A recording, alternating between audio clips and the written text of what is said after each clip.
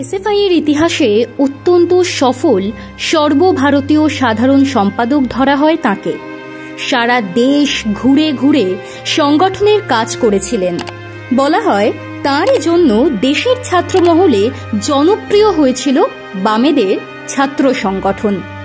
সাফল্যের কারণেই 3 দফায় সর্বভারতীয় সাধারণ সম্পাদক ছিলেন। প্রথম 2 মেয়াদে সে সময় এসএফআই এর প্রেসিডেন্ট ছিলেন বর্তমানে সিপিআইএম এর সর্বভারতীয় সাধারণ সম্পাদক এম.এ. বেবি।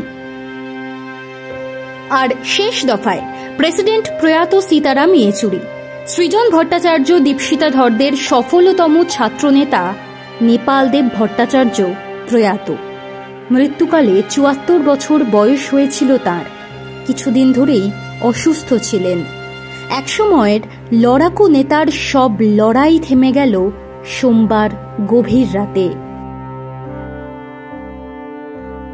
নেপালদেব ভট্টাচার্য বাংলার রাজনীতির অত্যন্ত বর্ণময় চরিত্র। বারবার বিতর্কে পড়া থেকে সিনেমা পরিচালনা, বিভিন্ন জগতে বিচরণ করেছেন তিনি। রাজনৈতিক জগতে পা রেখে দ্রুত সাফল্য পেয়ে যান নেপালদেব। 1981 সালে সর্বকনিষ্ঠ হিসেবে রাজ্যসভার সাংসদ হয়েছিলেন। 88 সাল পর্যন্ত তাকে ওই ভূমিকায় দেখা গিয়েছিল। সেই নেপালদেবই আবার 1997 সালে দল বিরোধী কাজের জন্য সিপিআইএম তাকে বহিষ্কার করে। দল থেকে বহিষ্কার হলে আবার ফিরে আসার নজির খুব কম। নেপালদেব সেই ব্যতিক্রমী তালিকার উজ্জ্বলতম নাম। তবে আদ্যপান্ত বামমনস্ক নেপালদেব অন্য কোনো দলে যাননি। 2003 সালে সিপিআইএম তাকে ফের সদস্য পদ দেয়। তারপর থেকে নানা গুরুত্বপূর্ণ পদে দেখা গিয়েছে নেপালদেব ভট্টাচার্যকে।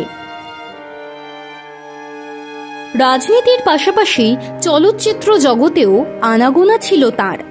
যে সময় সিপিএম থেকে বহিষ্কৃত ছিলেন নেপালদেব, ওই সময় একটি চলচ্চিত্র নির্মাণ করেছিলেন।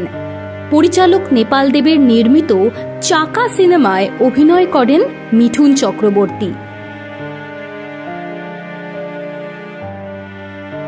নেপালদেব ভট্টাচার্য উত্তর 24 পরগনা জেলার সিআইটিউর সভাপতি এবং দীর্ঘদিন শ্রমিক আন্দোলনের সঙ্গে জড়িত ছিলেন।